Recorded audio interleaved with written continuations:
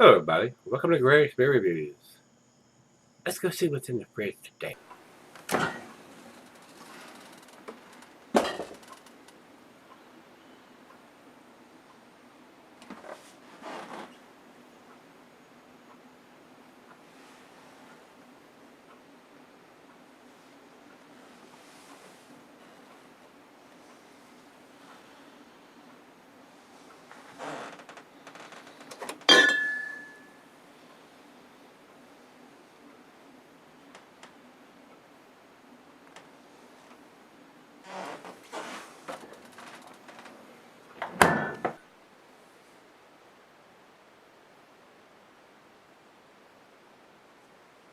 Hey everybody, welcome to Gregsbeerreviews. Today I do appreciate you stopping by.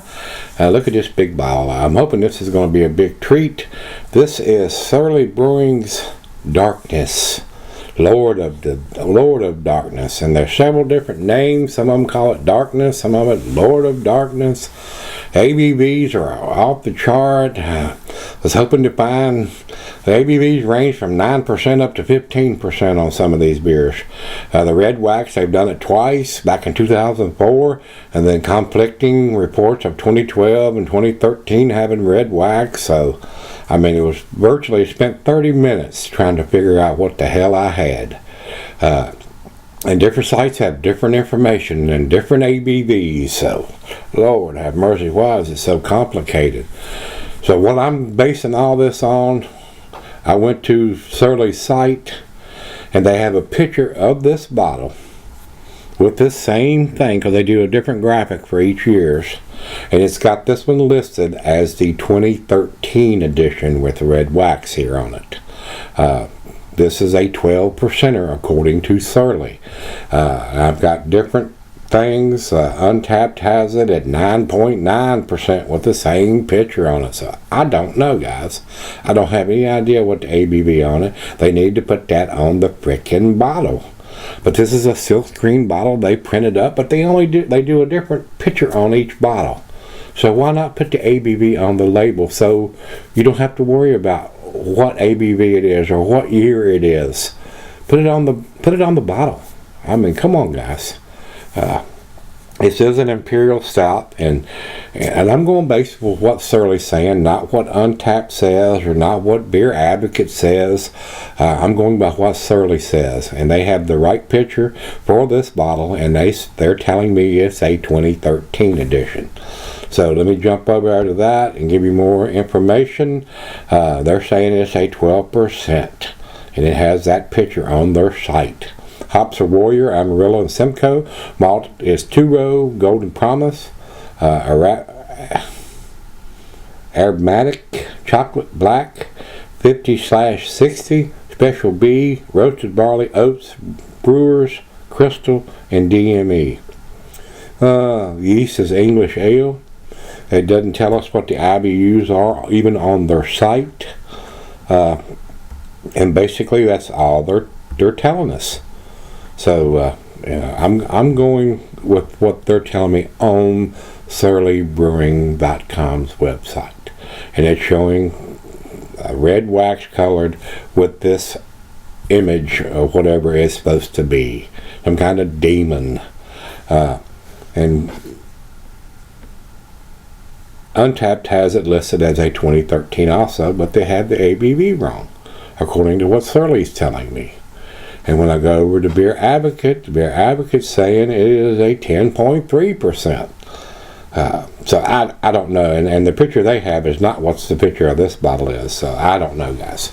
I'm just going to base it on that it's a 12% according to Surly. So I don't have a name on the back of this. I don't remember who sent it to me, and I apologize for that. I've had it so long. It was probably before I was putting names on the bottle. I'm sure somebody, if they watch this and they recognize and they remember sending this to me, they'll put that in the comments. So I do apologize for not having somebody's name on the back of it, because these beers are not available here in Virginia. And I have reviewed their beers before. That have been sent to me, and it certainly does some pretty tasty stuff, so I'm hoping this one is tasty. So if it is actually a 2013 edition, we're in 2019. I don't know when in the year they produce this or bottle this beer, whether it's beginning of the year, middle of the year, end of the year. So we'll just take it, if it's 2013, you can do the math. This is 2019. So count on your fingers how many years we got there, because that's what I have to do sometimes. But anyway, we've got the ABV, and like I said, I don't think there's any IBUs listed for this bottle anywhere. So it is what it is. Untapped says this massive Russian Imperial Stout brings waves of flavor, chocolate, cherries, raisins, coffee, and toffee. We add a touch of hops to make this delicious brew even tastier. So, without further ado, we're going to get this one on here, and let's see how much I have to do to get this damn wax off of it on. And everybody that knows me knows I'm not a fan of this crappy wax. Serves absolutely no purpose to me. The beer is under pressure, it's trying to get out. So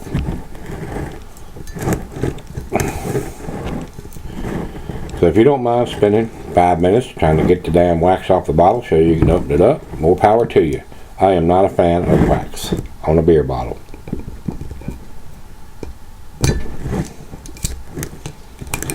So we got the bottom collar off. We got the ring off here. So hopefully I can get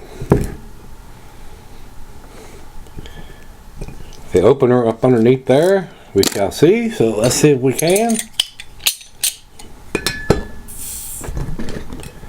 I mean, I got zero hiss here, guys.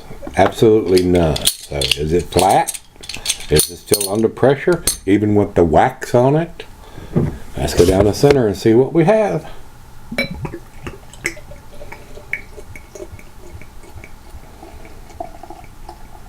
Super aggressive pour straight down the center. Still looks like there's some carbonation going on in there, guys. But I got absolutely no hiss. Little over a finger of head on that super aggressive pour straight down the center. It is pitch black, guys. It is absolutely black. Let's get it to the nose and see what we got. Rich roasted malt. A hint of molasses, maybe a little caramel and toffee, and there might be even some dark fruit lurking in there. But the rich roasted malt is standing out more than anything else right now.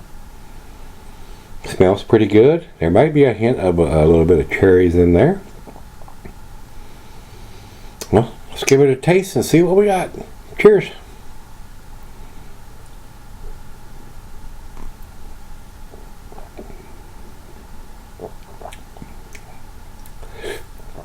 Whatever the ABV is, it's very well hidden. Kind of smooth. It looks like it and tastes like it has cellared very well. That is very, very tasty, guys. That is super tasty. It is almost to the awesome, outstanding, world-class tasty. Wow, that's delicious. That is absolutely delicious. This has cellared very, very well in the bottle, and I've probably had it since 2013 or 2014. And I do apologize once again for whoever sent this to me, because I did not write it down or put a label on the back of the bottle. This bottle has been down in the cellaring fridge probably since I've got it, since I received it. So my apologies again to whoever sent it to me. If you did, you see this, put in the comments that you did, and I will thank you once again. So these guys do some really tasty stuff. They really do. I wish I could get them here.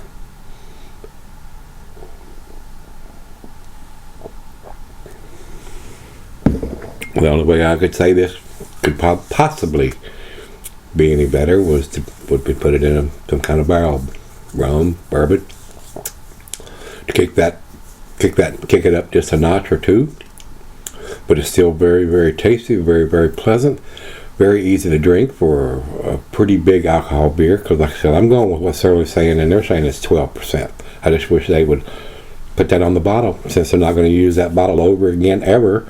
Go ahead and have it printed on the bottle, unless they had the bottles printed before they knew what the ABV was. Maybe that's the reason. So very tasty beer, guys. So it's right out of the fridge. Let's let it warm up, pour her a glass, and we'll come back and see where it drops in.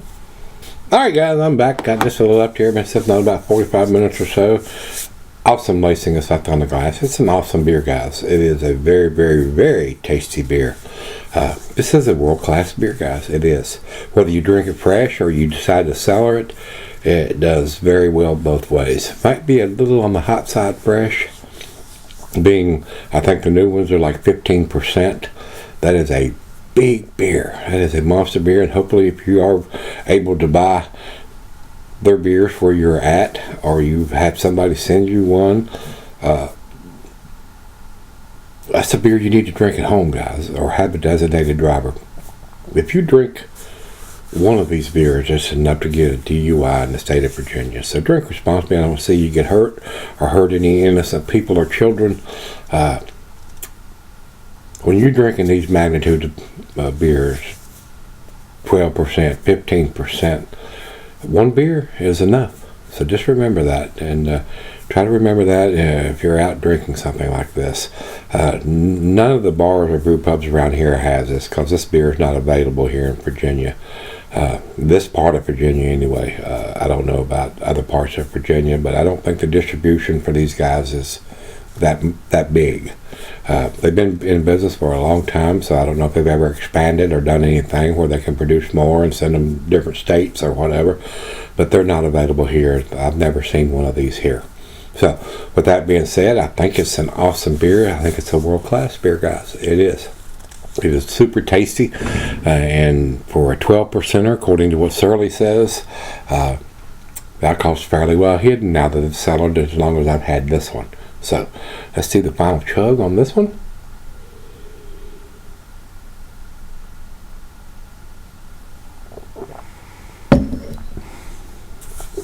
Wow, that is so tasty and so smooth to drink. That's an awesome beer, guys. It is outstanding. It's a 10 for me. It absolutely is. It's a world-class beer. So if you can get your hands on, whether you find one that's been sitting on a shelf for a while, or you get a fresh one, if you got deeper pockets, because I don't think this is a cheap beer to buy a couple of them and drink one fresh, and then cellar one for a while. And being 12 to 15%, that beer is going to keep for a long, long, long time. 10, 15, even 20 years it'll keep. So with that being said, it's pretty damn awesome. Let's run over and see. Like I told you, Beer Advocate has this thing. They have it at 10.30% and they have the wrong picture up, so I really don't know. You know what I'm saying? But they have their grading is 4.48 out of 5, which is about the best numbers you're going to see from those guys over there now. And over to Untapped, they have it at 4.45 also, so excellent numbers for him. Not the best I've ever seen, but I can't think of a reason why I should give it a lesser grade, other than having the wax on it, which I hate. Put your big boy pants on and deal with it. That's what I have to do. So with that being said, I don't think the wax serves any purpose other than making the beer more expensive. To have somebody standing at the end of the bottling line and dipping each one of these bottles in some kind of wax thing, so it looks pretty. That's basically all I can say about the wax. It looks pretty, looks impressive, looks expensive. Yeah. Other than that, it's not a wine bottle. It doesn't have a cork top in it, which you have to lay down and keep the cork wet, like on some expensive wines. Not like a screw cap wine, but it is what it is, guys. I thought this was pretty impressive. So once again, it's an awesome beer. You ought to be able to get your hands on some if it's available. You ought to get your hands on some that's available in your area, and if it's not, maybe you can find somebody that's willing to trade you something that is available in your area. So awesome beer, guys. You need to pick this up if you can get your hands on it, and if you've had it, let me know what you think of the, according to Surly, the 2013 edition. If you've had it recently, let me know what you think. Till we meet again, let's go see what's in the fridge.